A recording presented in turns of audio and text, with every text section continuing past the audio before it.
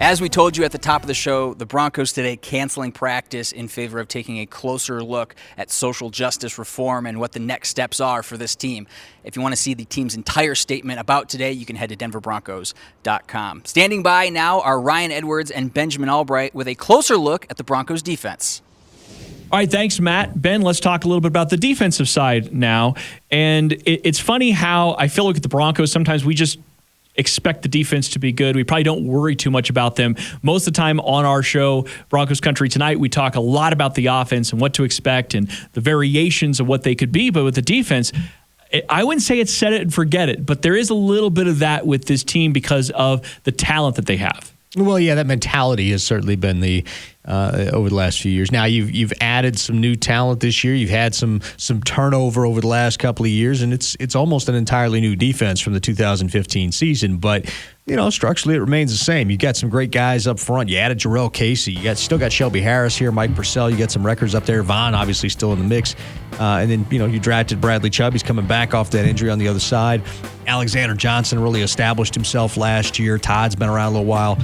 So that front seven, to me, looks like the engine on this team, which is interesting because the secondary and the no-fly zone and the branding thereof really has kind of been the brand or the identity of the Broncos defense for the last half decade or so. And I feel like the front seven, the front five especially, is really going to change that this season. So you mentioned the secondary. When we came into training camp, that was one of the concern position groups. We not so much the safeties, but the cornerbacks and the depth there. We've talked about multiple times how we feel a little bit better about that. What concerns you right about this defense right now?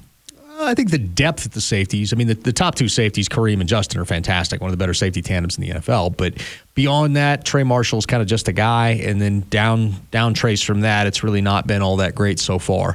The corner position, we came in with some red flags about that, but so far they look good. The question is going to be the health. A.J. Bouye has been everything that they hoped he would be. Bryce Callahan is as advertised. The key about him is he's never finished the season healthy, so we'd like that to be a first year. Devontae Bosby's looked really good, but again, injured last season. Yadam has looked better than he did last season. I think he cemented a corner 3, corner 4 spot with Bosby. And then after that, you kind of start getting back down to the into the depth issues again. I think that I don't have too many concerns other than really health. You just need those top 6 DBs to stay healthy, and if you can do that, you'll have a productive secondary. There isn't a day that goes by that people don't ask me about how good McTelvin Agim can be for this team. I feel like McTelvin Agim early in the season will probably not get as many snaps as I think some of his fan base would like to see. But he kind of strikes me as a little bit of a Draymond Jones kind of story where as the season wears on, he will get more and more opportunities, and I think he's going to flash. I think so. He'll probably be a sub-package guy early in the year. It's interesting because I always like to ask the opposing position groups in practices, like who's giving you the most trouble out there. And that's one name that they mentioned. McTelvin's a guy that just about all the offensive linemen mentioned. He's a handful. He's got a quick first step. He's so fast for his size. So really looking forward to seeing his career take off. I think he's got to get used to NFL strength, learn how to anchor in the run game to be an every down guy, but I think he's the eventual successor to Mike Purcell. He's certainly fun to watch, especially when we get to the offense and defensive drills. We'll send it back to you, Matt. Thank you very much, Ben and Ryan, for your insight on training camp thus far. If you want to get caught up, Broncos Country, on anything you might have missed, head to denverbroncos.com or our Denver Broncos social channels for the latest information. We're anticipating a 9:15 a.m. practice start time for Friday, but, of course, that is subject to change. Tomorrow on Broncos Training Camp Live, powered by Ford, Chad Brown will be in the hot seat with Steve Atwater. And, of course, same time, same place, training camp tonight. 6:30 p.m. on Friday on Channel 20, and then 7 p.m. on our YouTube channel.